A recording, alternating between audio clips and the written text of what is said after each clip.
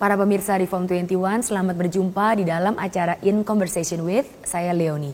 Dalam episode ini mari kita membahas topik tentang dampak dari kemajuan pendidikan dan teknologi terhadap relasi pria dan wanita. Mari berdiskusi dengan Bapak Pendeta Sucipto Subeno.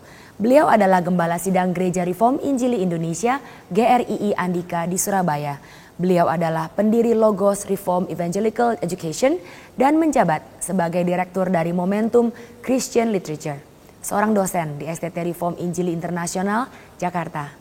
Beliau telah menerbitkan satu buku yang berkaitan dengan topik kita kali ini, yaitu buku yang berjudul Indahnya Pernikahan Kristen. Beliau telah menikah dengan Fikari Susiana dan dikaruniai 2 orang anak. Pak Cipto, kalau kita melihat konteks di zaman sekarang, kenapa ya Pak pacaran kok sepertinya lebih sulit sekarang dibanding dulu? Iya, sebetulnya kita perlu memilah 2 hal ya. Jadi kalau mau betul-betul berpacaran yang benar, sekarang memang susah. Tapi berpacaran yang tidak karuan, sekarang justru tidak karu-karuan. Jadi anak-anak yang sudah hamil di usia baru 12 tahun, 15 tahun, pacaran tidak karuan, 14 tahun sampai bisa dibunuh dan seterusnya itu sangat banyak. Tapi ketika kita membicarakan pacaran yang serius, yang betul-betul mau memikirkan menuju kepada pernikahan, itulah yang sebetulnya sekarang mengalami banyak masalah. Dan kalau kita memikirkan tentang hal ini, tentu ada banyak alasan yang kita bisa munculkan dan perlu perhatikan banyak faktor di dalam kenapa kalau kita melihat khususnya di kota-kota besar menjadi semakin gap yang besar di dalam usia-usia pernikahan. Jadi ini menjadi masalah yang cukup pelik sehingga banyak sekali ya kalau kita mau mengatakan pemuda-pemudi di usia 30-an gitu mereka masih belum punya pacar bahkan ya belum nikah, tentu bahkan ada beberapa pacar pun belum gitu dan sebagainya. Nah mereka bukan sebetulnya nggak mau berpacaran tetapi mungkin mereka mengalami banyak kesulitan. Di antara sekian banyak faktor kok saya melihat ada satu faktor yang cukup dominan yaitu mereka-mereka seperti ini yang lebih banyak kalau kita kategorikan sebagai mereka yang terpelajar gitu. Jadi artinya mereka studi cukup tinggi, mereka studi cukup ya smart, cukup berintelektual baik. Biasanya juga mereka sudah mempunyai karier, masuk ke dalam dunia kerja dan sebagainya. Dan ini yang kemudian mengalami kesulitan di dalam membangun relasi. Lalu bagaimana Pak? Karena sambil menyaksikan program ini pasti mereka semua bertanya-tanya. Nah itulah mungkin saya gitu ya. Lalu bagaimana Pak? Saya mau mempunyai seorang pasangan tapi saya belum mendapatkan. Kita memang bukan gak pengen berpasangan tentu. Bukan gak pengen punya pacar bahkan, tetapi kadang-kadang tanpa sadar pembentukan yang kita alami dengan format pendidikan modern kita berbeda sekali dengan format pendidikan yang mungkin sekitar 30-40 tahun yang lalu. Jadi ketika kita masuk dalam pendidikan, kita bukan berorientasi pendidikan itu untuk membangun satu self-image. Tetapi kita berpikir bagaimana kita bisa bekerja dengan baik, kita bisa memperlengkapi diri dengan baik. Tetapi dengan perkembangan dorongan daripada industrialisasi pendidikan di waktu-waktu belakangan ini, pendidikan menjadi berubah arah. Pendidikan itu menjadi sebuah produk yang kemudian diangkat, dipromot, digebor seperti sebuah kebanggaan untuk kepentingan marketing sebetulnya begitu ya. Jadi tanpa sadar kita sudah masuk ke dalam satu era di mana pendidikan itu sudah bukan lagi memikirkan bagaimana saya bisa baik-baik diperlengkapi Tuhan, baik-baik saya bisa mengembangkan talenta saya, enggak. Tetapi mulai menjadi satu pacuan, saya bisa sekolah di mana untuk mendapatkan image saya. Dan image itu dibangun oleh institusi-institusi pendidikan yang ingin menjual sekolahnya demi untuk kepentingan industrialisasi tadi. Bagaimana kemudian isu daripada break even point dan keuntungan material yang mereka harapkan, pengembangan dan membangun image di dalamnya, sehingga tanpa sadar semua siswa di dalamnya akan terbawa dalam pengaruh format seperti itu. Ketika kita sekolah, kita sedang bukan membangun sebuah kehidupan pendidikan yang terdidik, tetapi kita sedang membangun sebuah self image. Nah ketika saya tanpa sadar masuk ke dalam permainan seperti ini, saya mulai menjadi orang yang kemudian mengakukan diri saya sendiri. Saya mulai mengangkat diri saya. Lalu hal kedua yang lebih celaka lagi, ketika saya sedang mengangkat hal seperti ini, saya menjadikan semua di luar saya sebagai objek. Saya subjek. Saya bukan objek, tapi saya subjek. Tanpa sadar sebetulnya saya adalah objek, tapi saya tidak mau mengakui saya menjadi subjek. Dan ketika saya menjadi subjek, saya menjadikan semua yang ada di luar saya sebagai objek. Nah, sekarang ketika saya sudah membangun seperti itu, sekarang saya mau berelasi. Bukan nggak mau berelasi, saya pengen berelasi, tapi format saya akan sama. Jadi ketika saya berelasi, saya akan mempertimbangkan relasi saya dengan self-image saya. Jadi dua hal yang saya lihat terjadi di dalam mereka-mereka yang berada di usia seperti ini. Yang pertama, mereka mempunyai tuntutan yang sangat tinggi untuk pasangan mereka sebagai satu perimbangan terhadap self-image mereka.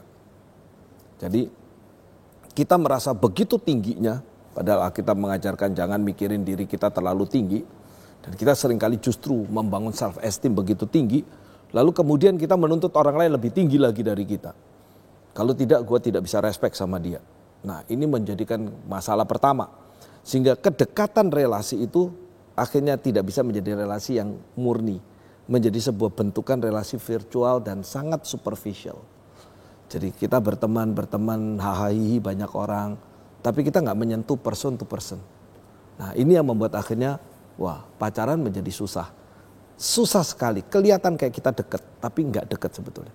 Kelihatan seperti intim, tapi nggak intim. Akhirnya pacaran-pacaran, berapa lama kita nggak bisa jalan. Berapa saat kita putus lagi dan seterusnya. Hal yang kedua adalah ketika kita subjek dan kita menjadikan pasangan kita objek, maka tanpa sadar kita menjadi orang yang sangat demanding. Jadi kita akan menuntut keluar dan kita tidak memperhatikan diri kita sendiri. Ya, salah satu yang dikatakan sebetulnya sebelum kamu ngelihat keluar, pasanglah kaca dulu, ngelihat cerminmu dulu gitu. Kalau kamu mencari seorang pasangan yang ideal, pertanyaannya kamu cukup ideal nggak untuk pasanganmu yang ideal, dan itu seringkali menjadi masalah. Dan waktu dia sedang mengidealkan diri untuk menjadi pasangan yang ideal, dia sedang merusak dirinya untuk mendapatkan pasangan ideal. Jadi itu menjadi conflicting. Nah, problem ini menjadi problem yang berlanjut. Jadi makin lama makin tua kita makin kaku. Jadi kenapa tadi saya mengatakan yang remaja berantakan tidak karu-karuan, karena remaja-remaja nggak mikir panjang, yang penting pacaran tidak karu-karuan dan mereka tidak memikir ke arah pernikahan. Setelah mereka mulai terjadi hal segala macam, akhirnya mereka kejeblos terpaksa menikah dan terjadilah banyak kasus ya pernikahan dini dan whatever segala macam seperti itu. Nah, mereka yang serius-serius memperhatikan jaga-jaga hidup mereka dan sebagainya kejebak masuk ke dalam format seperti ini. Nah, inilah yang keadaan yang kita alami. Jadi format pendidikan kita hari ini tidak menyiapkan bagaimana pendidikan itu menciptakan kita menjadi manusia sejati. Si pria itu menjadi pria yang betul-betul, si wanita disiapkan di sekolah untuk menjadi wanita betul-betul. Pendidikan kita sangat material sekali. Jadi tidak membentuk satu kepribadian yang seharusnya terjadi. Ya, disinilah sebetulnya menurut saya sumbangsi dari pendidikan Kristen sebetulnya dan juga konsep daripada Alkitab. Ini yang harusnya kita, mungkin saya pikir menjadi sumbangsi kita yang harusnya kita sodorkan ke tengah dunia. Kalau yang menyaksikan program kali ini berpikir dan sadar bahwa ya memang mungkin saja ya saya korban dari format pendidikan modern yang seperti ini, lalu bagaimana dong Pak saya? Kan selalu pertanyaannya begitu. Apa yang bisa menjadi satu nasihat atau suatu input dari Pak Cipto? Saya mau membandingkan dengan mereka-mereka yang mungkin kita anggap tidak berpendidikan. Ya, mungkin yang lulus cuma SMA dan sebagainya. Mereka tidak mempunyai demand segitu tinggi. Dan akhirnya mereka bisa dengan mudah menemukan pacar, menemukan pasangan. Kenapa? Karena mereka juga sadar mereka sepertinya tidak terlalu terjual, begitu ya. Tapi justru karena mereka tidak terlalu terjual, justru mereka bisa terjual. Mereka merasa mereka punya harga tinggi, malah jadi nggak terjual, begitu. Ini menjadi isu yang mungkin kita perlu pikirkan. Bagaimana para intellectuals, para scholars, orang-orang yang berpendidikan tinggi ini tadi, para orang-orang yang menjadi eksekutif, orang-orang yang punya kedudukan profesi yang baik tadi. Mereka bagaimana bisa merendahkan diri mereka. Supaya mereka tidak terlalu harus boosting position mereka, boosting self-image mereka. Ini hal yang pertama yang saya pikir menjadi masalah serius, khususnya di kota-kota besar. Hal kedua adalah terjadinya pergeseran yang sangat drastis, yaitu kita mulai menjadi orang-orang yang superficial secara penampilan, keluar. Dan lupa bahwa sebetulnya pembentukan manusia itu bukan di luar tapi di dalam. Ya. Tanpa sadar kita terjebak bahwa orang-orang yang kalau mau tanda petik laku terjual adalah mereka yang bisa menampilkan dirinya cantik. Sehingga para orang-orang seperti ini akan menghabiskan berjuta-juta rupiah untuk pergi ke salon, pergi ke berbagai macam pembentukan ini dan itu, dan mereka mencoba untuk menampilkan diri mereka begitu wah. Ya, mereka beli bahan-bahan yang mahal-mahal, mereka menampilkan diri sedemikian, ya so-called so seksi begitu, yang cowok so keren begitu, dan itu diharapkan itulah titik mereka bisa menemukan pasangan mereka. Kita tanpa sadar sudah jatuh ke dalam jebakan industrialisasi marketing seperti beginian. Mitos yang paling saya berkali-kali perangi adalah orang yang menikah adalah orang yang cantik dan cakep. Ya, kita semua udah tahu itu mitos yang terlalu palsu. Bahkan kalau mau dikatakan ekstrimnya, justru mereka yang sangat cantik dan sangat cakep itu tadi kalau menikah banyak kendala dan banyak sekali yang justru bubar. Ya, kita tahu kasus seperti ini di kalangan para artis yang justru cakep-cakep dan ganteng-ganteng itu tadi justru banyak sekali bermasalah. Sebaliknya kalau kita menengok di sekeliling kita, pasangan-pasangan keluarga-keluarga yang menikah, ya nggak cakep-cakep amat. Misalnya seperti itu. Dan kita melihat bahwa ternyata pernikahan bukan di situ value-nya. Jadi inilah yang justru kehilangan karena kita sudah terbiasa bermain di tataran education yang sangat-sangat bersifat material tadi. Nah, akibatnya apa? Pembentukan pelajaran kita yang kita capai mungkin sampai ke tingkat doktorat sama sekali meloloskan pembentukan personalitas kita untuk menjadi seorang yang bisa diterima di dalam relasi kita secara personal. Kita membiasakan berelasi secara profesional, berelasi secara material, kita bisa bekerja dengan profesional, tapi kita tidak pernah mau disentuh personalitas kita seperti apa. Kita seperti punya dua dunia di dalam dunia kerja kita punya dua dunia di dalam studi kita dan seterusnya. Nah, ini yang saya rasa mungkinkah kita mulai memperhatikan aspek yang menurut Alkitab justru itulah hidup. Jadi kita mulai mundur selangkah, memperhatikan ke dalam. Bahwa kecantikan indah yang Alkitab katakan adalah kecantikan batiniah kita. Bagaimana seorang pria menjadi pria dan seorang wanita menjadi wanita. Saya rasa that's the point. Banyak orang yang mengatakan, Pak, bahwa para muda-mudi di zaman sekarang itu kaku ya untuk berelasi.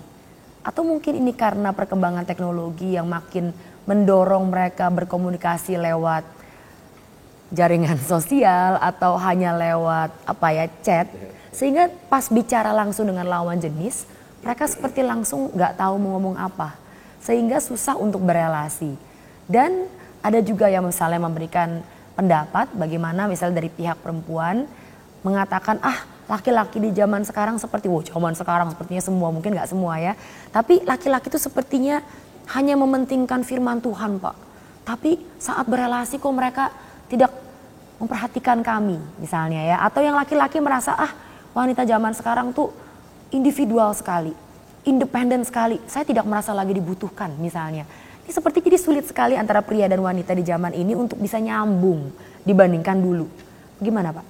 Ya, mungkin kalau yang tadi Ibu katakan bahwa pria-pria yang sekarang ini sedang begitu oriented kepada firman atau kepada kebenaran Tuhan dan sebagainya. Mungkin itu kita temukan banyak di kalangan Kristen ya, yang bersemangat seperti itu. Saya melihat bahwa itu bukan hal yang salah sepertinya. Kita punya kedekatan dengan firman, mencari kebenaran, karena dia sebagai seorang pria memang seharusnya lah dia mempunyai satu kapasitas rohani yang cukup, apalagi nanti dia harus membangun satu keluarga. Tapi yang terjadi adalah ketika dia harus berelasi dengan real, dengan seorang wanita, di situ yang dia mengalami kesulitan. Gitu. Jadi menurut saya problemnya adalah bukan masalah dia belajar firman Tuhan atau tidak belajar firman Tuhan. Tapi belajar firman Tuhan merupakan hal yang sangat positif. Dan Tuhan kita adalah Tuhan yang kasih. Sehingga seharusnya makin saya mempelajari firman Tuhan, saya bisa mengasihi orang lain dengan baik. Dan saya lebih ngertiin orang lain. Tetapi ternyata yang terjadi di sini, gap antara kita studi firman Tuhan dengan bagaimana firman Tuhan itu menghidupkan saya. Sehingga yang saya khawatirkan adalah kita mempelajari firman Tuhan seperti kita sedang belajar di sekolah. Artinya saya mempelajari firman Tuhan, saya mempelajari teologi, saya mempelajari Alkitab, saya mempelajari buku. Dan itu semua menjadi satu ilmu yang kembali lagi membuat saya seperti di dunia sekolah. Jadi format pendidikan itu masuk ke dalam kehidupan iman kita. Lalu semua teologi, Alkitab dan sebagainya jadi sebuah kebanggaan, material aspek, terus nggak masuk ke dalam satu kepribadian saya. Jadi itu justru menjadi self image, kebanggaan saya. Mungkin saya sudah baca Alkitab sekian kali dari Kejadian sampai Wahyu. Mungkin saya sudah membaca berapa ratus buku. Jadi itu adalah merupakan bentukan daripada self-image saya. Kenapa? Saya butuh itu untuk saya punya kebanggaan keluar. Tapi bagaimana itu menyentuh ke personality saya? Mungkin nggak nyambung ke sana. Nah disinilah mungkin peranan gereja yang sangat perlu. Untuk membentuk bahwa firman Tuhan itu bukan sesuatu yang kita penuhkan ke kepala kita. Tapi bagaimana itu menjadi bagian dalam kehidupan kita untuk relasi. Hal kedua yang barusan saya mengatakan di dalam kepada guru-guru di sekolah saya. Sebuah gejala yang sangat buruk adalah di mana kita sangat memperhatikan IPA dan mengabaikan IPS. Sepertinya kalau IPA itu adalah orang kelas atas, sementara kalau IPS itu orang kelas 2. Padahal kalau kita memperhatikan dunia kita, IPS itu nomor 1. Percuma kita punya kepintaran luar biasa, matematika kita dapat 10, fisika kita dapat 11, tapi saya nggak bisa bersosial sama orang lain. Saya nggak bisa berelasi sama siapapun. Saya nggak tahu bagaimana saya menghubungi orang lain. Dan saya nggak bisa men-share kehidupan saya kepada orang lain. Maka ketika saya kemudian mematerialkan semua, IPS saya jeblok tanda petik. Pengertian dan kehidupan sosial saya buruk. Ya, Howard Gardner mengatakan, that is not a matter of IQ. Itu bukan urusan cuma sekedar IQ. Tapi bagaimana social quotient kita, emotional quotient kita sangat jauh lebih berpengaruh terhadap bagaimana kehidupan sosial dan relasi kita. Nah ini juga terjadi di dalam efek daripada pendidikan modern yang terjadi ke tengah-tengah kehidupan masyarakat kita. Masuk sekarang ke dalam gereja. Nah habislah kita. Relasi sosial kita menjadi relasi sosial yang garing. Karena materi ketemu materi, bukan orang ketemu orang. Nah inilah mungkin yang menjadi isu bagaimana kita perlu mengembalikan lagi.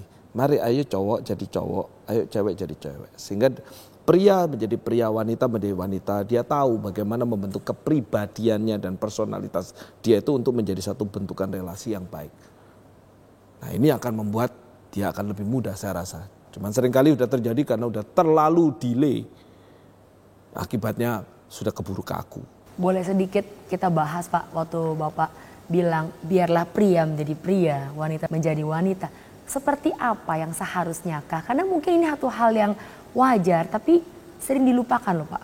Iya, justru di tengah abad modern ini pendidikan membuat kita menjadi membedakan yang nggak perlu dibedakan dan menyamakan sesuatu yang beda. Ya. Salah satu aspek yang sangat keras sedang diperjuangkan oleh dunia adalah tidak mau membedakan gender. Sementara Alkitab kita menyatakan sangat beda pria dan wanita. Pria itu punya personalitas tersendiri, wanita punya personalitas. Kenapa? Karena ini memang sebuah rahasia. Ya, saya bahas dalam buku saya. Tidak ada siapapun bisa mengerti kecuali dia kembali kepada firman Tuhan. Alkitab mengatakan bahwa hubungan pria dan wanita itu merepresentasikan hubungan antara Kristus dengan jemaat. Jadi pria itu mewakili Kristus, wanita mewakili jemaat. Sebetulnya kalau kita sudah bisa menangkap konsep ini, akan sangat mudah kita menjadi pria dan wanita.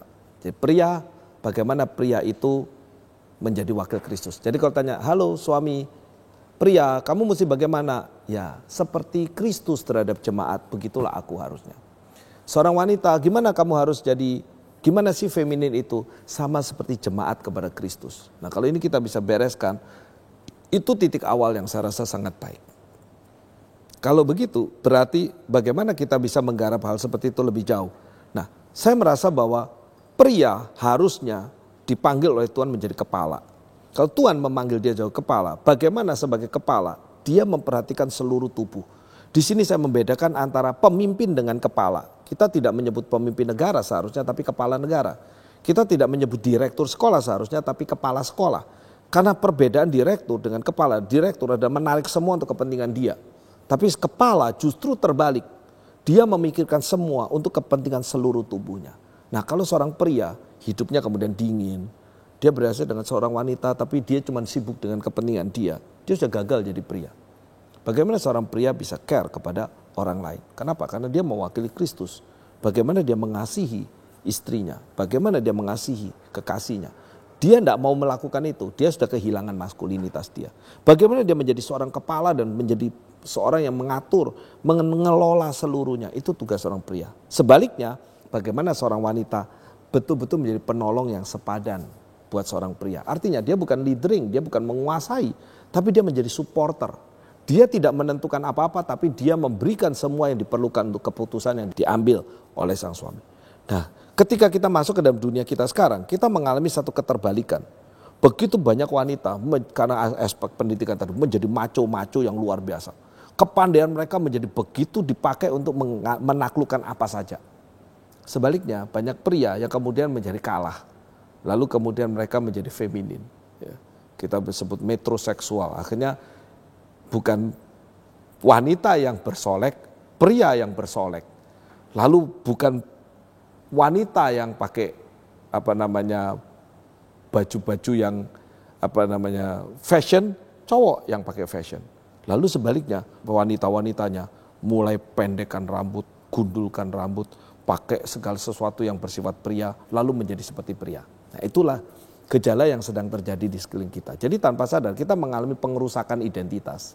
Pak Cipto, bagaimana dengan kasus-kasus di mana contoh kita mengambil para wanita yang tidak mengagung-agungkan edukasi dia, yang memang tulus mencari seorang pasangan, tapi memang belum menemukan dan mereka makin berlanjut usianya, mungkin sudah melebihi usia 30, menjelang 40 atau bahkan lebih dari 40. Bagaimana kita menanggapi keadaan seperti ini, Pak? Bagi saya setiap jalan kehidupan itu adalah hal yang Tuhan perkenankan terjadi dalam hidup kita. Ya.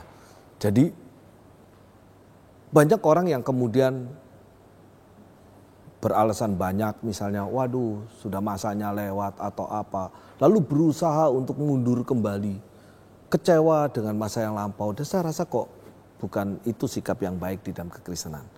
Saya tetap meyakini bahwa ketika Tuhan memperkenankan kita melewati satu proses, whatever itu, apapun juga, entah positif, entah negatif, kita sudah memperoleh apapun atau kita nggak mendapatkan apapun, semua proses yang Tuhan perkenankan di dalam kehidupan kita itu adalah di dalam anugerah Tuhan. Ya, sekalipun kita juga di dalamnya berbuat kesalahan, sekalipun ada hal-hal tertentu yang mungkin nggak tepat dan sebagainya, tapi Tuhan perkenankan itu terjadi. Jadi poin pertama yang buat saya pikirkan dan saya suggest adalah kita nggak mundur kembali ke belakang. Jangan pernah memikirkan, aduh coba dulu. No point untuk itu. Tidak perlu sesali. Sekarang yang kita perlukan adalah kita menapak ke depan. Nah, karena menapak ke depan, hal yang pertama yang harus kita hadapi adalah kita perlu rela melihat semua itu dengan kondisi yang real. Jangan coba mengimajinasikan sesuatu yang nggak pas gitu. Jangan kita mengimajinasikan ketika kita sudah berumur misalnya 40, kita mengimajinasikan kita berusia 20, tentu berbeda. Ketika saya berusia 40, tentu kalau saya mencari pasangan sebagai seorang wanita, orang-orang yang bisa menjadi pasangan saya tentu tidak banyak.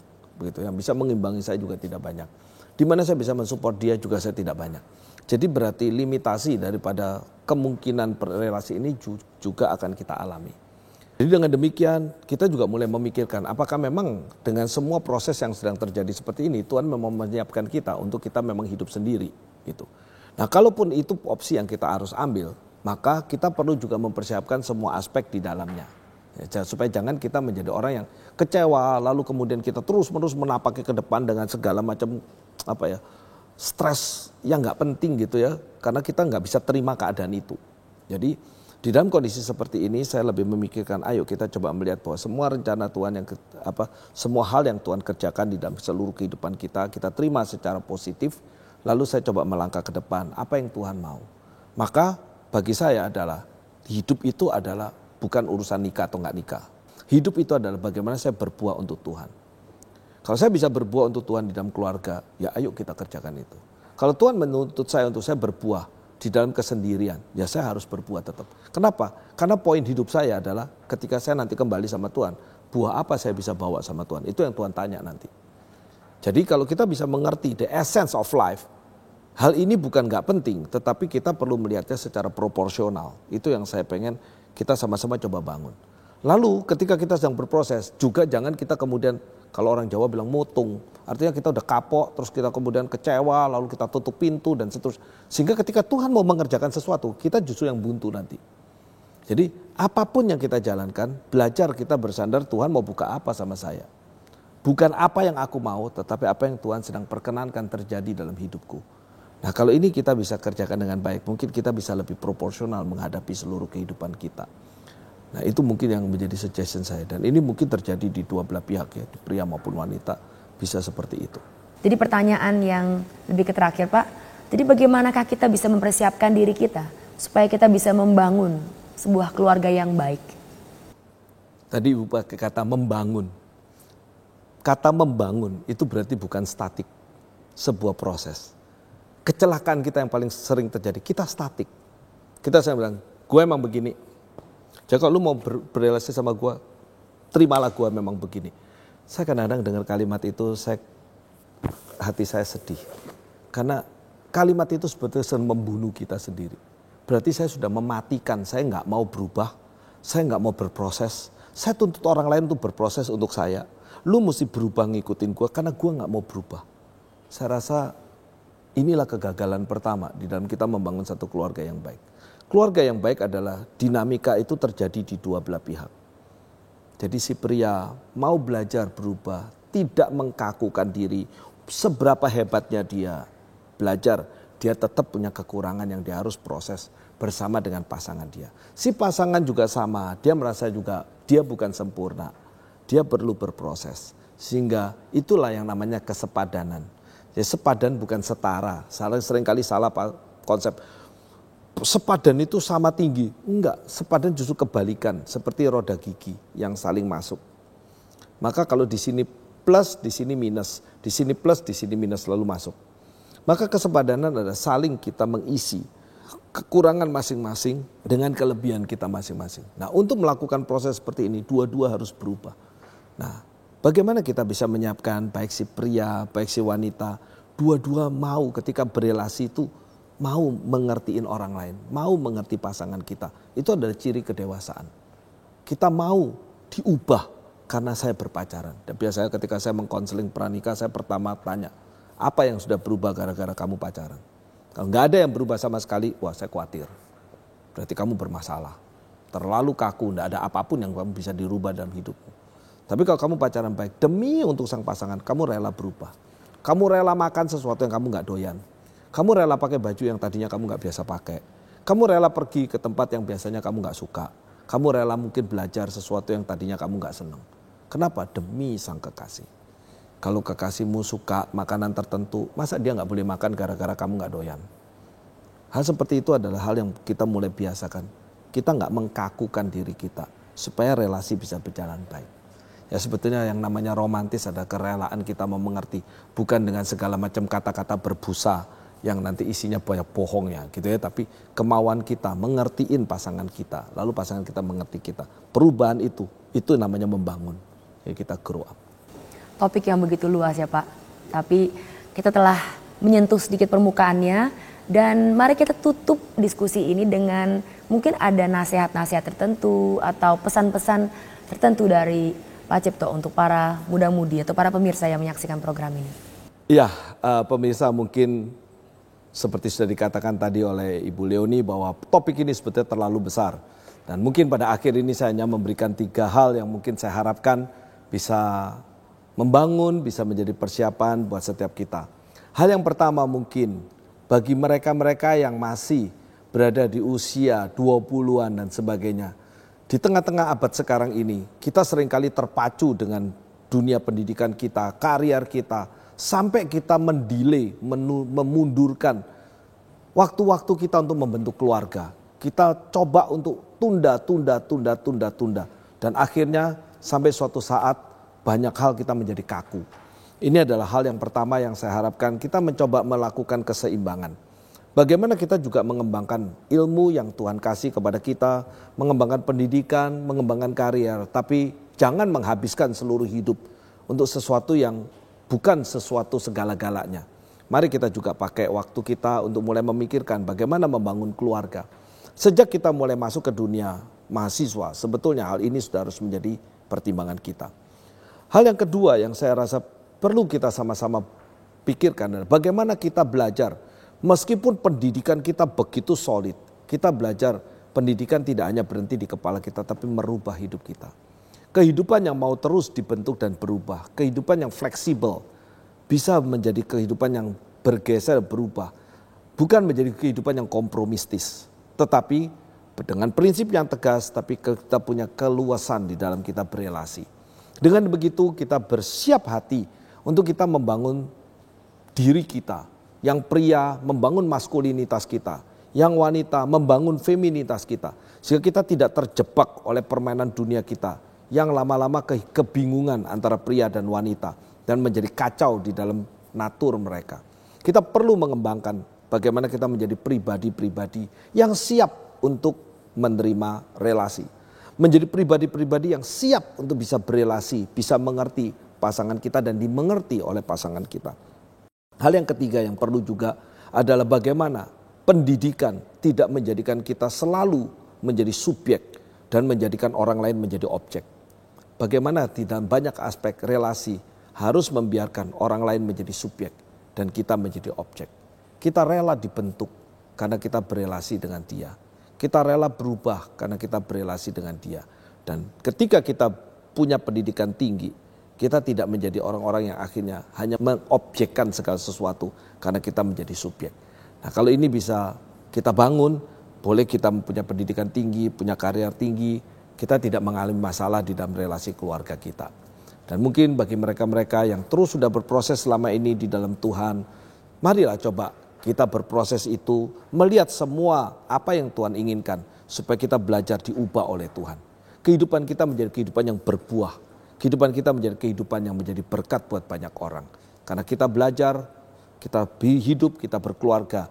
Bukan untuk egois kita, tapi untuk kita bagaimana menjadi berkat buat banyak orang. Kiranya menjadi berkat buat kita semua. Tuhan memberkati. Thank you Pak Cipto untuk waktunya. Dan juga para pemirsa dimanapun Anda berada, terima kasih telah mengikuti program In Conversation With kali ini. Doa kami adalah setiap program di Reform 21 menjadi kekuatan bagi Anda sekalian. Terima kasih, Tuhan memberkati.